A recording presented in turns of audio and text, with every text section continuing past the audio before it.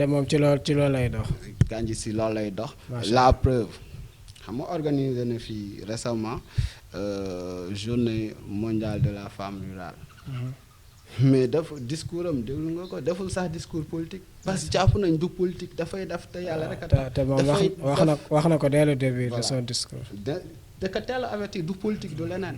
da ka def jigéen rek a tax parce que jigéen yi taxoon mu def ko mu xam munoon na su nekkoon ñeneen dinañ si def discours politique profito si def ay benn genre meeting ak yooyu noonu. nous on ne fonctionne pas comme ça. c'est un homme de principe da ngay def ak en fonction ngëm-ngëm yi nga am. mais doo def parce que war naa si am buzz war naa si am lii war naa si am leneen. lu ñuy def ñun. tout ce qu'on a à faire si période électorale bi. mooy vulgariser les actes déjà posés. mais également wax sénégalais yi jobaswaay lan mooy suñu projet. lan lañ namm suñu yàlla dénkee mairie Notto Diobass bi. lañ namm pour Diobass. mais également am na lu fi dox lu bëri te mu waroon dox. ñu Diobass nekk dans les possibilités et les capacités de avancer. mais nous on a des solutions par rapport à certaines choses. on n'est pas des messies pour avoir les solutions à tous les problèmes mais on a des solutions par rapport à certaines choses. ci ñëw ci programme bi yaakaar naa am ngeen benn programme boo xamante ne di ngeen moom ngeen di présenter Diobass waaye ba tax ñu wóolu leen teg leen fi mais aussi mënuñoo wax te waxuñu lu fi ne.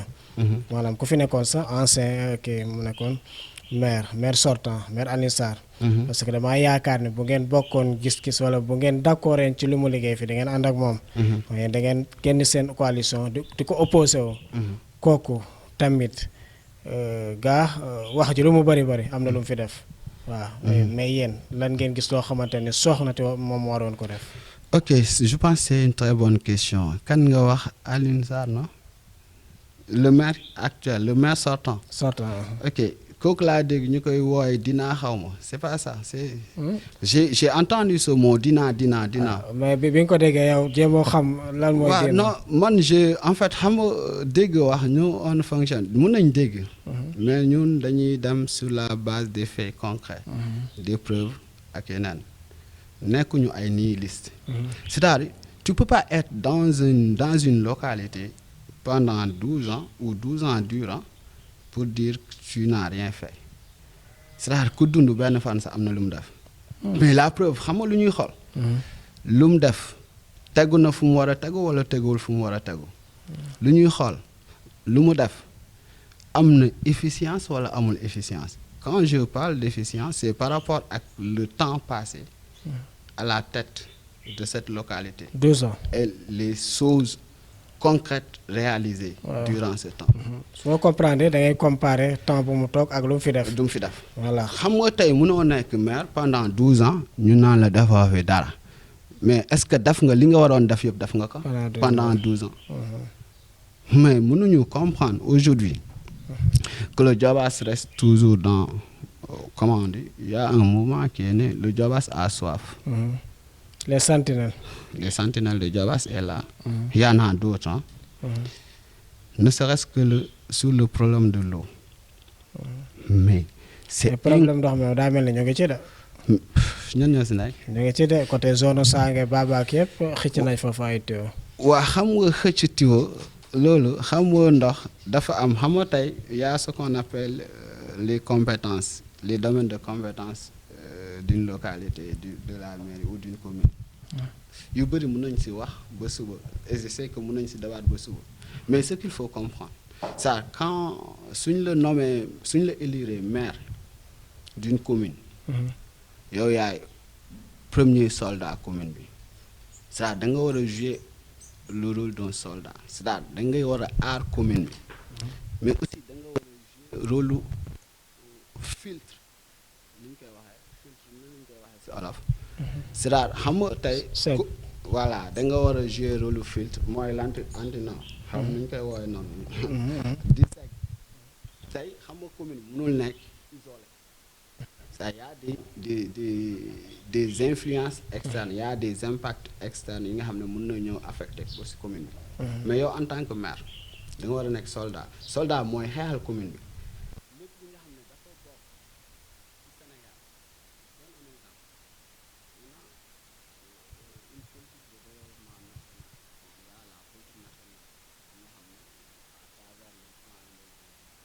ne su dus na ay PS ay yeneen ak yeneen mais xam nga loolu c'est une politique nationale mais si on a un maire qui se comporte comme un soldat de la ville dafa war a dem xeex jëli ji loolu nga xam ne Sénégal ñëpp ko bokk mu nekk un plan défini par l'état du Sénégal mais su fekkee commune bi am na si cër naka dem réclamer jëli ko indil ko commune bi su nekkee intérêt commune bi rek moo tax mu jóg beneen bi dafa war a nekk filtre am na ay influence externe yuy jóge yuy dugg ci commune bi dañu mën a am des effets néfastes c'est-à-dire ay impact yu baaxul ci commune bi mais da leen war a saytu c'est-à-dire lépp li nga xam ne dafay am influence externe ci commune bi te amalul commune bi intérêt nekkul ci intérêt askan bi da ko war a xeex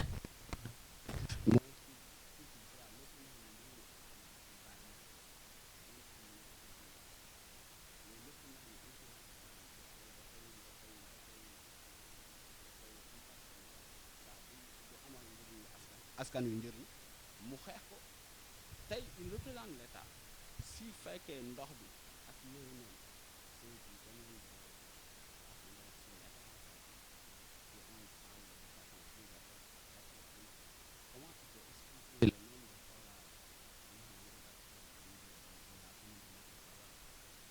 pendant ce temps Diobass gën a ñàkk ndox nan nga ko mën expliquer même su nekkee du moom moo am compétence waa xam nga du benn at duñu on parle de 12 ans non c'est à gérer c'est prévoir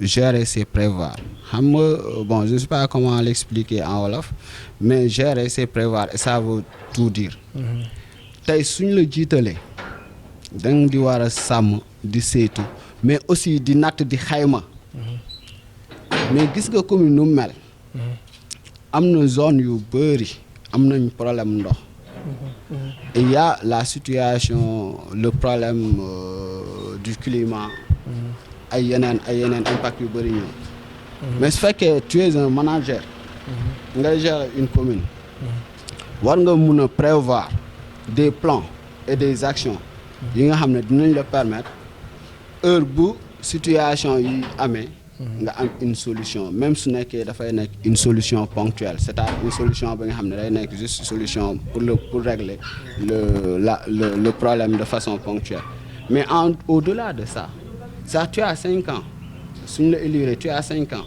mais tu dois avoir un plan sur 5 ans bu lay permettre sur 5 ans tous les éventuels problèmes yu Diobass war a am war nga mun def say prévision def say plan nga xayma xëy na am na ay possibilités que telle situation présenté wu mais chaque situation bii su présenté wu la commune agira de cette façon pour apporter la solution ainsi de suite c'est comme ça qu'on gère c'est comme ça qu'on manage doo ne xaar rek di ñëw na ok ana solution mais tu prévois c'est-à-dire tu es élu pour da nga koy prévoir voilà c'est un peu ça donc sur ce plan là tey dinaa bi ngeen di wax dinaa xawma naka bon damay dégg famille di ko wax dinaa saar c'est comme ça Amadou nag war nga ko lijjante lan non damay dégg je t'assure xawma kan la damay dégg ñu koy wax dinaa mais dinaa boobu xawma kañ lay nekk def naa wala je ne sais pas est-ce que deful bon je ne sais pas mais damay wax rek je ne sais pas dinaa xawma kañ lay nekk def naa mais bon ce qui est important dans tout ça mais moi aujourd'hui tout le monde est d'accord que Diobass tey comme yaramu mag la. mais foofu laal. voilà xam nga je termine après je réponds à cette question tey Diobass nee nañ yaramu màgget la c'est-à-dire foo laal dafay métti. foo laal dafay métti nag dafa laaj ndëpp. dafa laaj ay assises de Diobass dafa laaj ay études yu gën a sérieuses ay études yu gën a approfondies pour vraiment trouver les meilleures solutions. Nous, au niveau de notre coalition, les études, on a déjà entamé des études et on a des solutions et on a même des plans. Si su fekkee Diobass waaye suñu joxee confiance incha allahu rabi am nañ ay de sortie de crise parce qu'on conçoit que Diobass est en crise. Voilà. Donc pour revenir à votre question, nee nañ Diobass amul ressource. Mais Ousmane ñun xam nañ Diobass am na ay ressources. Ressources financières su nekkee ay ressources financières. Les ressources financières on les crée. ressources dañ koy créer. commune bi daa amul lu muy génne loo xamante ne war naa mën a yokk koom-koom. mais justement xam nga yow soo ñëwee sa kër yow ba nga jëndee sa terrain am suuf saa ngi fa non. mais soo jëndee terrain rek yem si di nga am fi nga fanaan néeg bi nga tabax fanaan foog nga tabax non. waaw foog nga tabax premier deuxième troisième après looy def su nekkee tu es un promoteur immobilier dañ koy joxe location yi indil la xaalis. pour mën a jur dara. jur dara ressource dañ koy créer c'est-à-dire fépp foo dem si Sénégal. c'est comme ça je donne un exemple Dubaï nan la meloon mais li fa nekk ay nit a ko fa def. ok des gens ont réfléchi ils ont fait des études ils ont étudié xam ne fii suñ fi defee lii dina dox te foofu xam nga nu ñu koy waxatee c'était un désert bu ñu transformé tey mu nekk. gis nañ fi ay désert yu ñuy transformé sax même non mais ba si biir ndox bi dañ fay liggéey léegi di ko dëkk. par exemple suñu nee fii amul ressource on doit se limiter c'est un aveu d'échec ku la wax ay Diobass amul ressource mënuñu ko lii loolu déjà jàppal ne c'est un aveu d'échec les ressources on les crée je donne un exemple. On est dans un monde rural, n'est-ce pas? On est dans un milieu rural. En fait, Diobass, c'est une zone rurale. Mais zone rurale, quelle est l'activité principale de cette zone? C'est l'agriculture. L'agriculture. Mais imagine-toi, l'agriculteur, béykat bi defar toolu ñambim defar ba mu baax dem ba période kii jot récolter jot mu récolter sol ay saakam muy daw di uti oto bu koy transporter oto bu koy transporter de Diobass à une autre localité hors de Diobass. ñu koy jënd le coût du transport. ñu koy jënd foofu. ñu koy jënd foofu. tu imagines le coût du transport. mais su fekkoon fii nga xam ne fii lay produire ñambi fii lay defaree ñambi. am na unité de transformation. unité de transformation c'est une solution mais beneen bi. mais il faut une zone d'échange c'est-à-dire une zone d'échange commercial faut que mu am des lieux des endroits d'échange luuma pour man quand tu me parles de luuma pour man c'est manquer d'ambition mais tu dois créer un espace benn luuma de commune bi. tu imagines ça commune bu day ni Notto Diobass 67 villages amuñu benn zone d'échange bi nga xam ne dina leen permettre Diobass gars yi jaayante seen biir ainsi de suite tu imagines ça man mënuma comprendre loolu en fait mais pire que ça ku ñuy wax noonu mais en tout cas il était ministre du commerce. falaay ñëw c'est-à-dire ku ñuy wax noonu nekkoon na fi possibilité la woon pour yooyu yëpp. nekkoon na commerce mais xam nga sànq dama la ne les ressources dañ koy créer xam nga tey commune bi amul ressource mais créer les conditions pour que commune bi am ressource mais il faut créer des zones d'attraction économique c'est comme ça qu'on développe un pays c'est comme ça qu'on développe une localité. Créer des unités de transformation. Des unités de transformation c'est une solution xam nga dafa am. employé dafa am xam nga dafa am ay étapes aujourd'hui qu'est-ce qu'on a comme qualité? On a des producteurs agricoles. Donc il y a ce qu'on appelle la chaîne de valeur c'est-à-dire il faut mettre en place une chaîne de valeur chaîne de valeur moo lay permettre nga produire soo produire transformer soo transformer mun a distribuer mun a jaay tey chaque maillon de la chaîne de valeur chaque maillon chaîne bi dafa am ay impact économique yu am solo yu mu si kii te ça te permet de régler plusieurs choses à la fois par exemple quand tu mets en place cette chaîne de valeur tu crées une industrie un pays soo nekkee benn localité benn commune ngay produire mais créer ay chaîne des unités de production unité de production moo lay permettre ngay transformer mais soo transformer ba pare di nga ko soxla jaay te aussi day wàññi chômage bi justement étape bu nekk tu emploies des jeunes. tu emploies des jeunes. étape bu nekk chaque étape tu emploies des jeunes. yaakaar naa Amadou loolu sóoraale ngeen ko seen programme. bu baax et plus que ça c'est-à-dire tu emploies à chaque étape tu emploies des jeunes. Mais quand tu as une zone un espace d'échange. Un espace de commerce. muy le grand marché de Notto Diobass par exemple. warul nekk hebdomadaire c'est luuma c'est manqué d'ambition. Même dans les autres régions ou bien dans les autres localités dañ fi xel dañu. parce que buñ ko xoolee le cas du marché de Tassette ou bien de Guelewar. mais loolu xam nga donc même fii ba Ndiaga Ñaaw dañuy ñëw. ñun bañ juddoo ba léegi dañuy dégg luuma nit da ngay màgg c'est-à-dire bay xar day weesu mbote depuis bañ juddu ba léegi dañuy dégg luuma Tassette Guelewar. Mais aujourd'hui on doit repenser cette forme-là c'est-à-dire on doit être plus ambitieux que ça. C'est-à-dire aujourd'hui, on doit pouvoir parler du grand marché ou du marché central de Notto Diobass. Un marché central qui va fonctionner quasiment 24 heures sur 24 ou 7 jours sur 7. Et ça va permettre, suñu yaay yu nekk fee am benn 10 mètres ou 20 mètres carrés dafa bisaabam. bisaab bi mango yi yëpp Ceesaan ñeen di jaay mu toog ba ngoon poos yi xaw a oyof mu wit bisaab bi daw si marché bi jaay amul dépense dina am lu mu duggee defaree c'est-à-dire xam nga nit ñi dafa am loo xam ne wax yomb na c'est-à-dire politique politicienne nous on n'est pas nous ne sommes pas des politiciens on est des hommes politiques des acteurs de développement et on conçoit que dans tout ce qu'on fait c'est de la politique au vrai sens du terme. Je parle pas de politique. doguma la mais daa mel ni seen candidat yi aussi moom mu ngi ci parce que souvent boo jaaree ci tool yi yaa ngi ko fekk foofu aussi. mais c'est mu aménager ay périmètres donc di def maraîchage. c'est un ingénieur dans ce domaine-là.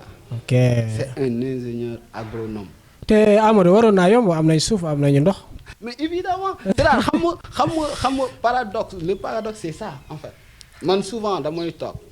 Mais je me pose des questions. Comment est-ce possible que nous nous toll le niveau bi ba léegi. Je te dis, il fut un temps. Peut-être ba may nekk étudiant.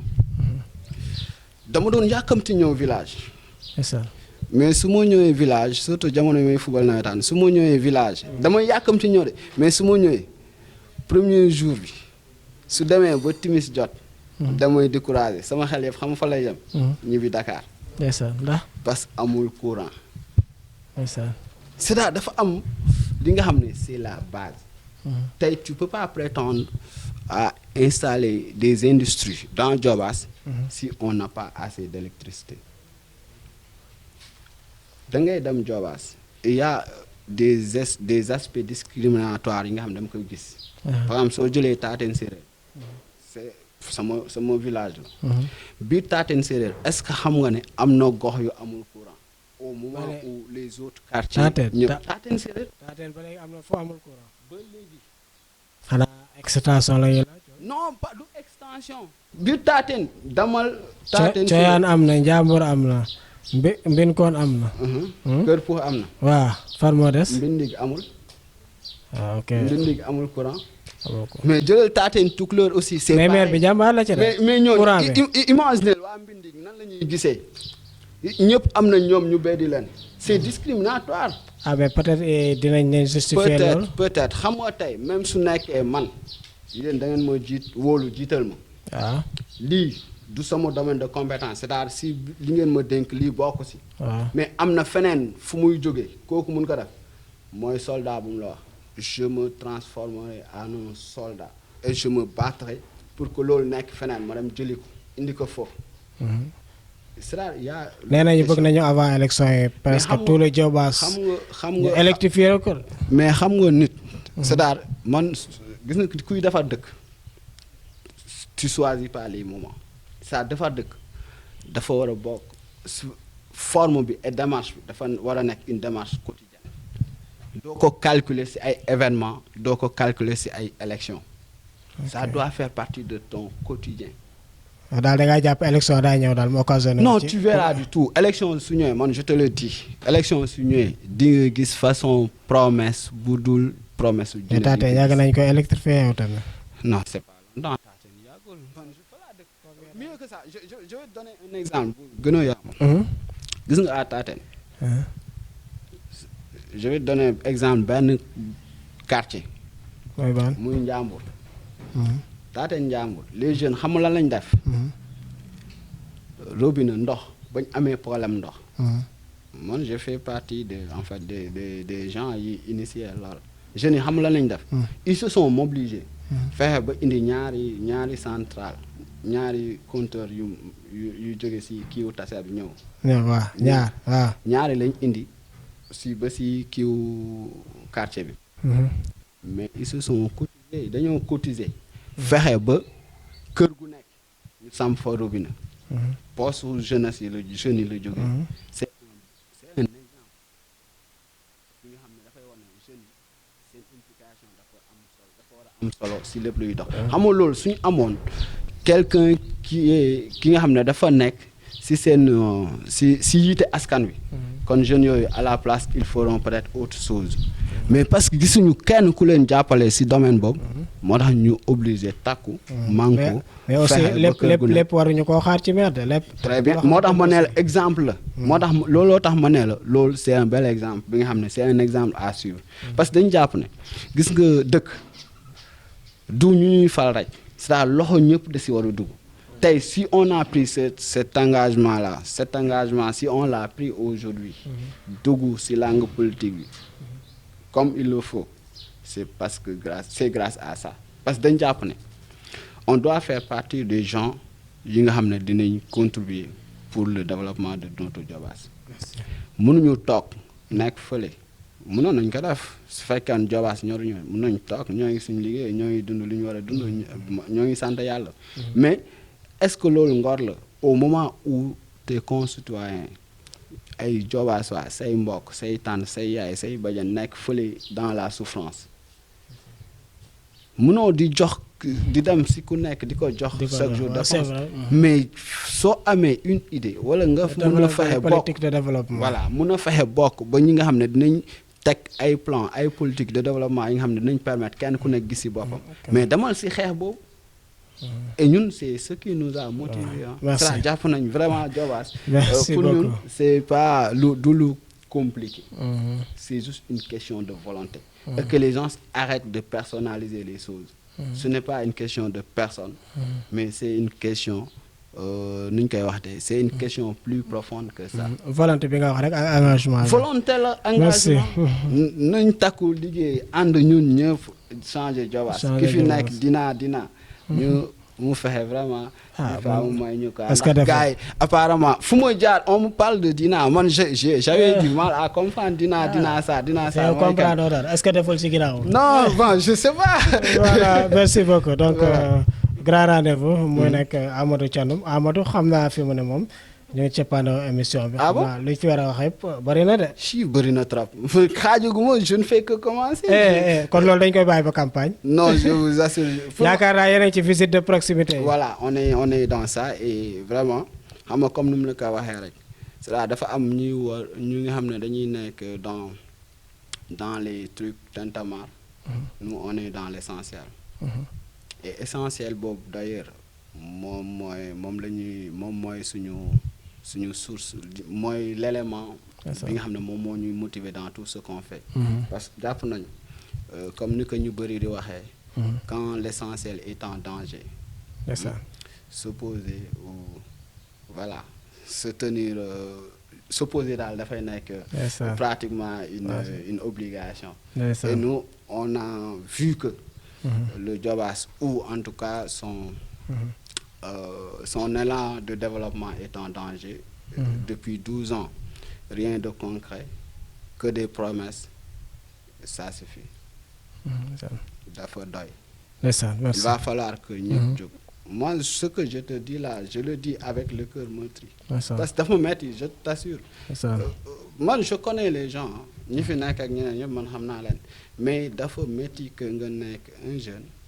Moi, c'est vrai que je suis pas peut-être jeune mais nga nekk bokk ci benn gox gis des possibilités énormes mais rien de tel et le plus grave même s'il y a quelqu'un de bonne volonté bu jóg pour def alalam sax investir ci yenn affaires yi nga gis ñenn ñu koy xeex de contre parce que tout simplement Te ils loolu yëpp n'ont war pas les rênes ils n'ont pas les commandes de la localité. waaw xam naa dinañ ci ñëw Taten moom zone spéciale la mais dinañ ci ñëw. comment peut-on imaginer un tel acte c'est-à-dire yow nga war a def d'effort mais quand tu vois nit di def nga koy tere. nga koy tere am na doy na waa loolu kenn mënu ko expliquer. doy na waa c'est bizarre. et doy na waa su may xool xam nga dañ nekk ci benn localité boo xam ne dafa am ay phénomènes yi nga xam ne dafa contradictoire ak valeur yu Diobass waa nitu Diobass dafa am ay valeur dafa am ay principe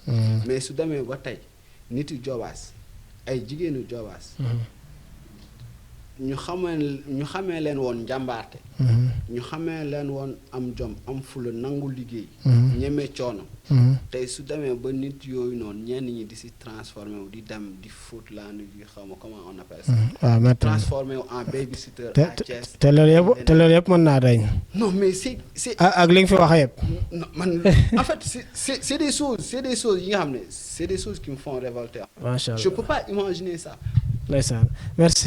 non xam naa Amadou lu ñu naan lu duuf ci ñaag bi xajul ci tën. effectivement émission bi moo ngi nii tire à sa fin. il y a énormément de choses à dire pour Diobass. merci il y a énormément de choses à faire. incha allah et le Diobass doit être en chantier. dafa jot pour que gars yi jóg liggéey Diobass. incha allah ñun on se focalise pas sur des trucs de personnes. Nous, on ne fait que notre devoir. dañ jàpp ne soo bokkee si gox yëngul pour lépp luy jëmale gox bi si kanam. merci dafa jot dañ nekk si phase boobu. mais avec la politique sans la politique nous notre vision ce que nous voulons le Diobass que nous voulons. diñ si liggéey guddeeg bëccëg. tous les jours. et en permanence. pour loolu am. merci nekk élection mu bañ a nekk élection. jërëjëf donc voilà mu nekkoon monsieur Amadou Thiandoum nekk ci coalition bi Réewum Ngor bu République des Valeurs bu Thierno Alassane Sall te fii ci commune Notto Diobass Tako Kandji moom lañ ci jiital tête de liste majoritaire xam naa quelques secondes rek nga tàggatoo. donc Ousmane ñoo ngi lay sant di la gërëm. merci di la remercier bu baax a baax si opportunité bu ñu may. ñu mun a wax ak askanu waa Diobass. merci donc di nuyu également bépp membre bu coalition Réewum Ngor mu nekk national comme local. donc voilà di nuyoo aussi le président Thierno Alassane Sall président maa ngi lay nuyu di la ziar bu baax. di la masawu coono xam naa ne yaa ngi si terrain bi aussi. donc voilà di wax rek ñoo ngi nuyu ñëpp. di ñaanal ñëpp kenn ku nekk am jàmm mu doy kenn ku nekk yàlla may la wër ak wërle. donc sàmm njaboot bi. di ñaanal suñu candidat. muy Serigne Tako Kandji docteur Serigne Tako Kandji. jàpp nañ c'est le meilleur profil. voilà ñoo ngi koy ñaanal. di ñaanal coalition Réewum Ngor Notto Diobass yàlla may ko ndam au soir du 23 janvier 2022. merci beaucoup di nuyu la famille surtout à Taten donc di nuyu mon papa. ma mère mes deux mères. donc sama yaay samay jigéen ñi. mais également les femmes battantes de la République des Valeurs au niveau de Notto Diobass. il y a des femmes très braves.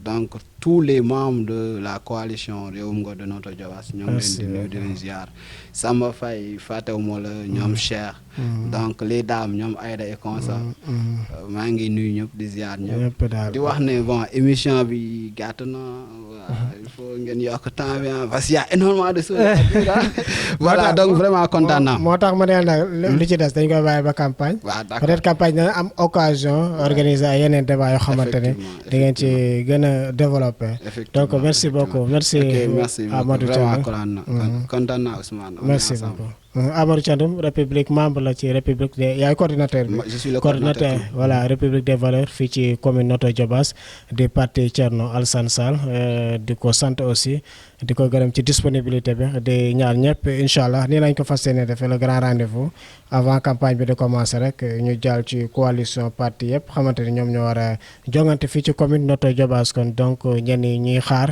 ne leen xaar leen ñu ngi ñëw donc mu nekkoon 5e numéro leen jox naje ci beneen numéro di 6e numéro ak beneen invité merci beaucoup.